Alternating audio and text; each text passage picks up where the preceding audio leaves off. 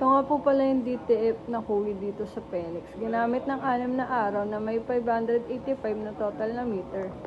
Ito naman po yung tama pag-entry. Pindutin natin yung clean, foreheads, and stroke.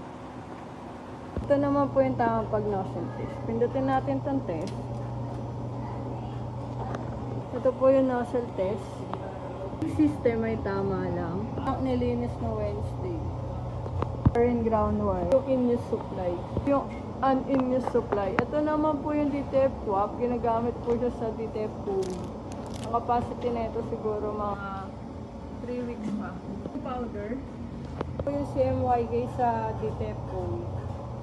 Naman po yung film. Ito po yung output record na alagay naman po siya sa system. Ito naman po yung physical withdrawal. Ay consumable withdrawal na alagay na rin po siya sa system. Yung physical inventory na alagay na rin po siya sa system. Naman po yung monthly maintenance checklist.